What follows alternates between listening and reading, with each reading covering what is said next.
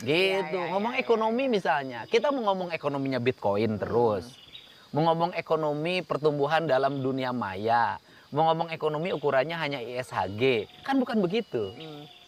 Kang Deddy Mulyadi dengan Timothy Ronald itu sama-sama kaya raya bahkan ya.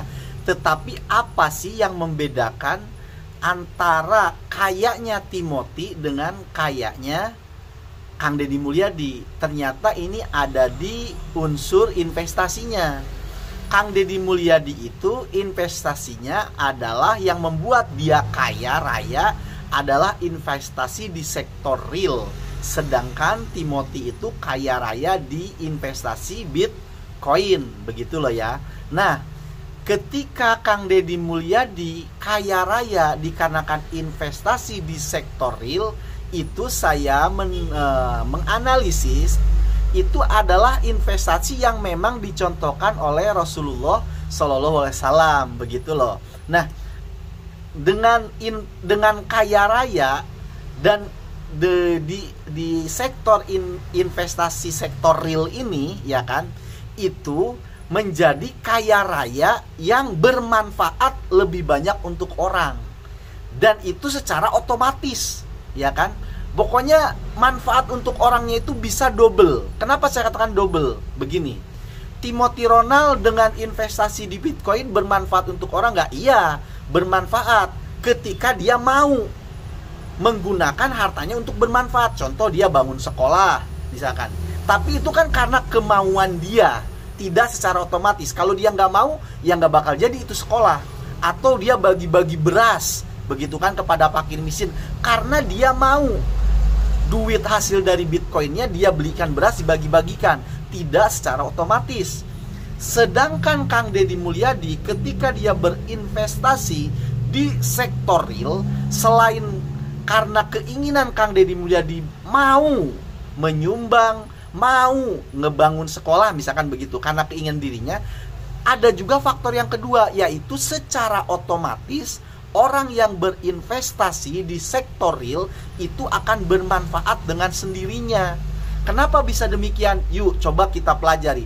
Mohon maaf, saya di sini tidak awam dengan Bitcoin ya, dan saya tidak akan pernah menjelek-jelekan tentang Bitcoin. Tapi yang akan saya fokuskan di sini adalah investasi di sektor real. Begini logikanya ya, begini. Misalkan kamu punya uang 100 juta, kamu investasikan di Bitcoin, kamu belikan Bitcoin. Itu uang kemana larinya? Katakan ke blockchain lah ya. Siapa yang mengelola? Ya kita nggak tahu, karena saya nggak awam di situ. Apakah dengan uang 100 juta dimasukkan ke Bitcoin, warga di sekitaranmu ataupun warga di kabupatenmu dapat manfaatnya nggak? Nggak kan? Itu manfaatnya hanya untuk kamu saja, ya kan? Misalkan Bitcoinnya naik dan lain sebagainya, investasi untukmu saja. Coba kita seandainya punya uang 100 juta nih kamu investasikan di sektor real. Contoh nih ya, kamu misalkan kamu dibuat untuk beli kambing. Nah, misalkan begitu ya, investasi kambing misalkan begitu. Maka di sini akan terjadi perputaran ekonomi. Ketika kamu beli kambing, otomatis si pemilik kambingnya dapat duit. Si pemilik kambing dapat duit dari kamu tuh. Duitnya, ya kan, sama si pemilik kambing dibelanjakan misalkan untuk beras. Maka si tukang beras dapat duit. Nanti si tukang beras ini juga membelanjakan lagi daging kambing dari kamu. Ada perputaran ekonomi kan? Semuanya jadi kebagian. Di situ ada perputaran ekonomi. Nah, inilah yang membangkitkan ekonomi di suatu daerah. Begitu. Atau kamu investasikan untuk beli apa? Sawah, begitu loh. Punya uang 100 juta. Maka di situ kamu setelah beli sawah, akan juga di situ ada tukang babat rumput. Kamu juga bisa nyuruh orang nanam padinya dan lain sebagainya. Di situ ada pupuk dan lain sebagainya. Kan begitu tuh. Jadi di sini ada perputaran roda ekonomi. Nah, inilah yang saya bilang, ketika kamu berinvestasi di sektor real, itu selain kamu punya niatan baik untuk orang, secara otomatis itu akan menjadi perbuatan baik untuk orang. Nah, investasi yang dilakukan oleh Kang Deddy Mulyadi inilah yang bermanfaat untuk orang lain tuh di situ. Dan itu saya katakan adalah cara investasi ala Rasulullah. Kenapa saya katakan demikian? Begini, coba ya kita perhatikan. Rasulullah itu juga berinvestasi. Nah, investasi yang dilakukan oleh Rasulullah itu lihat tahapannya ya. Satu, peternakan. Kemudian properti dan pertanian. Yang kedua.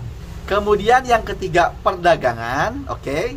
Yang keempat, emas. Lalu disempurnakan dengan sedekah.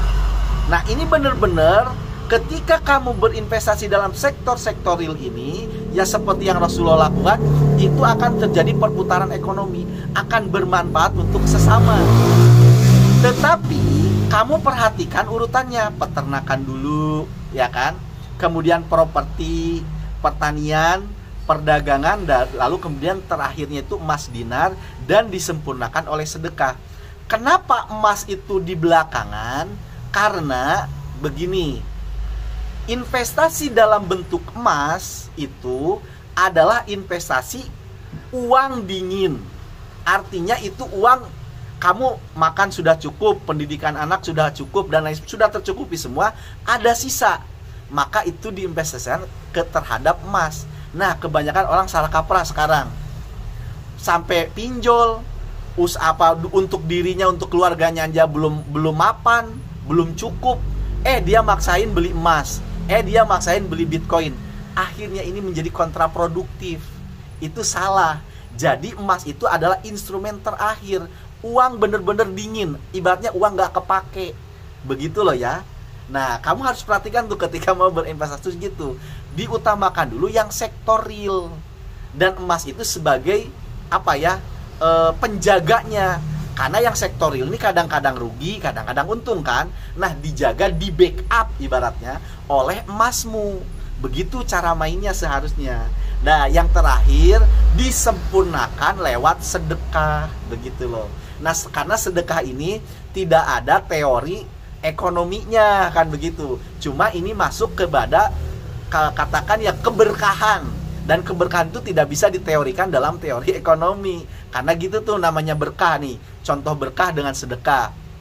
Secara hitungan matematis mungkin tidak bisa dibaca. Tetapi pada kenyataannya, sedekah itu misalkan mencegah kamu dari kena sakit, tiba-tiba kamu kena musibah dan lain sebagainya. Itu tuh yang tidak bisa kita baca dari sedekah gitu loh. Ya boleh aja sih dikait-kaitkan dengan misalkan dengan hukum law of attraction, hukum kausalitas alam semesta. Tetapi pada intinya lah ya, sedekah itu sebagai penyempurna dari instrumen investasimu itu gitu, untuk mencari keberkahannya di sana. Itulah yang dilakukan oleh Rasulullah SAW dalam investasi. Nah, yang dilakukan oleh Kang Deddy Mulyadi juga demikian. Begitulah ya, dalam berinvestasi itu begitu. Makanya dia itu bermanfaat banget untuk sekitar, bermanfaat untuk orang lain. Kira-kira kalian tuh bisa niru lah dengan investasi ala Kang Deddy Mulyadi. Oke, itu tadi pembahasan yang pertama. Kemudian kita masuk kepada pembahasan yang kedua, tentang Prabowo Subianto memamerkan duit 13 triliun ya kalau nggak salah, hasil sitaan dari koruptor dipamerkan. Ini kan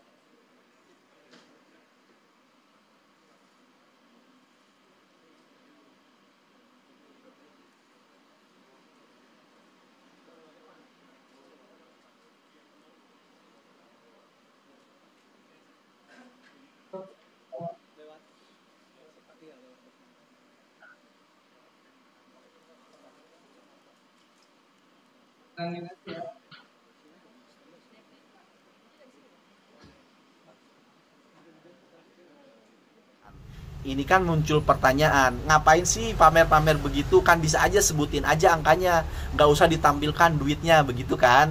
Nah, ternyata ini ada komunikasi politiknya yang perlu kalian pahami.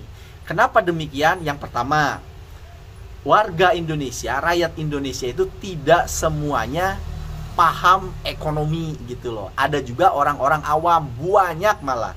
Nah, tujuan itu semua salah satunya adalah untuk memperlihatkan juga kepada orang-orang awam di Indonesia yang memang tidak paham dengan ekonomi ini. Nah, karena bagi manusia itu kan makhluk visual ya.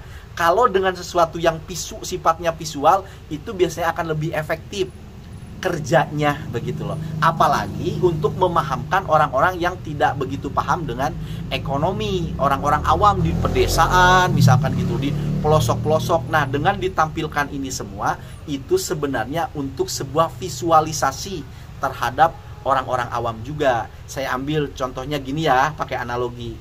Kamu misalkan habis dicuri, kamu sebagai kepala keluarga nih dicuri, uangnya 10 juta begitu loh. Nah, kemudian kamu berhasil nangkep pencurinya, mengembalikan uang 10 juta itu. Kamu bilang angkanya saja nih di depan keluarga, di situ tuh kan ada yang masih kecil, ada yang masih SD, yang belum paham tentang duit gitu loh. Ini Bapak udah kembalikan uang 10 juta. Ya mungkin yang SMP, SMA udah langsung di kepalanya, oh 10 juta tuh sekian, bisa untuk beli ini, beli itu, kan begitu. Tetapi kalau untuk yang SD kan nggak paham, 10 juta tuh kayak apa sih? Akhirnya ditaruhlah di tengah-tengah di ruang tamu dalam bentuk tunai itu. Inilah uang yang Bapak rebut kembali dari si maling nih. Uangnya 10 juta sebanyak ini kan, gepok-gepok. Itu yang SD kan langsung tuh berpikir, Bapak gue hebat ya, bisa dapetin lagi nih duit 10 juta gitu kan. Karena visualnya kelihatan gitu di situ daripada hanya angka-angka. Lalu kemudian menanamkan juga kebencian kepada si anak, bahwasanya dia makin benci nih sama si maling, ya kan. Buset, ternyata yang dimaksud 10 juta tuh sebanyak ini gitu loh. Dia makin gak seneng aja nih, makin benci aja sama si maling. Enak banget dia nyuri begitu. Nah, jadi apa yang kalian capai ketika menampilkan uang di tengah-tengah di ruang tamu dengan jumlah tunai gitu loh, tidak dengan angka-angka. Yaitu tujuannya si anak-anak SD, anakmu yang SD yang belum paham tentang nilai uang, ya kan, dia menjadi paham tuh. Akhirnya dia juga menjadi nggak suka nih sama malingnya, apalagi disebutin. Nah, ini uang 10 juta bisa buat Bapak beliin seragam kamu, bisa buat beli sepedamu buat berangkat sekolah kepada anak yang SD. Buat anak yang SMP, ini buat biaya misalkan sekolahmu di SMP untuk beli beli tas, atau dia misalnya olahraga untuk beli sepatu bola. Apalagi dijelaskan seperti itu, makin aja tuh makin semangat aja, ya kan. Nah, ini juga yang dilakukan oleh Prabowo Subianto ketika dia menampilkan duit berapa 13 triliun itu. Nah, untuk orang-orang yang sudah paham ekonomi, cukup aja mungkin dengan angka nilainya 13 triliun tuh untuk ini udah paham. Lah, untuk orang awam kan nggak tahu. Bahkan mungkin untuk orang-orang awam 13 triliun tuh ternyata segitu kalau ditumpukin, kan gitu. Lalu kemudian bilang bahwa ini disita dari koruptor. Nah, orang-orang awam ini makin benci aja sama koruptor. Itu tujuan Prabowo, komunikasi politiknya tuh di situ. Biar rakyat Indonesia benci sama tindakan-tindakan koruptor ini. Kemudian dia jelasin tuh sama Prabowo, ini uang ini bisa untuk sekolah sekian, untuk 5 juta nelayan kan gitu. Nah, orang-orang awam semakin gairah juga kan, apalagi visualnya kelihatan, buset, duit sebanyak ini. Ternyata bapak kita nih, presiden kita serius juga nih memberantas korupsi. Kan begitu tuh. Itulah kira-kira komunikasi yang sedang dibangun oleh Prabowo Subianto gitu. Nah, coba sekarang kita tampilkan ya, kita bacakan ini alasan ilmiahnya. Yang pertama, membangun citra pemberantasan korupsi. Kehadiran presiden secara langsung di Kejaksaan Agung merupakan bentuk endorsement politik tertinggi terhadap upaya penegakan hukum. Acara ini dirancang untuk menunjukkan komitmen nyata dan keseriusan pemerintahan dalam memerangi korupsi. Itu tujuannya, komunikasi yang dibangun ya. Kemudian, menghubungkan kerugian negara dengan manfaat nyata. Presiden Prabowo dengan sengaja menerjemahkan angka abstrak menjadi manfaat yang dapat dirasakan langsung oleh rakyat. Dia menyatakan bahwa uang 13 triliun itu dapat digunakan untuk merenovasi lebih dari 8.000 sekolah, kemudian untuk membangun sekitar 600 kampung nelayan. Ini adalah cara untuk mengatakan bahwa uang hasil korupsi itu seharusnya adalah milik rakyat dan kini dikembalikan untuk kesejahteraan rakyat. Tuh, komunikasi yang sedang dibangun. Kemudian, menciptakan bukti visual yang tidak terbantahkan. Tumpukan uang fisik berfungsi sebagai bukti konkret dari keberhasilan yang dapat dilihat dan difoto di tengah kritik yang mungkin ada terhadap penegakan hukum. Visual ini menjadi alat yang powerful untuk membangun persepsi keberhasilan dan legitimasi pemerintah. Daya ledak, emosional, dan media. Sebuah angka 13 triliun adalah konsep yang abstrak bagi kebanyakan orang. Namun, gambaran fisik uang yang ditumpuk setinggi 2 meter memiliki dampak visual dan emosional yang lebih kuat. Ya kan? Visual semacam ini sangat ramah media dan mudah menyebar, memastikan pesan pemerintah mendominasi pemberitaan dan percakapan publik. Kemudian, mengatasi keterbatasan literasi ekonomi. Meskipun istilah awam ekonomi perlu digunakan hati-hati, bahwa visualisasi adalah bahasa yang universal. Dengan menampilkan uang tunai, pesan dapat langsung diterima dan dipahami oleh seluruh lapisan masyarakat tanpa terhalang oleh tingkat pendidikan atau pemahaman finansial. Hal ini membuat pesan politik menjadi inklusif dan langsung klik di benak publik. Membangun kepercayaan melalui transparansi simbolis. Memamerkan uang secara fisik dianggap sebagai tindakan transparan. Tindakan ini memberi kesan bahwa pemerintah untuk tidak menyembunyikan apapun dan menunjukkan bukti nyata dari apa yang telah berhasil dikembalikan kepada negara. Dalam konteks pemerintah yang sedang dikritik karena komunikasi yang dianggap kurang transparan dalam hal lain, aksi ini berfungsi sebagai alat pembangun kepercayaan yang cepat.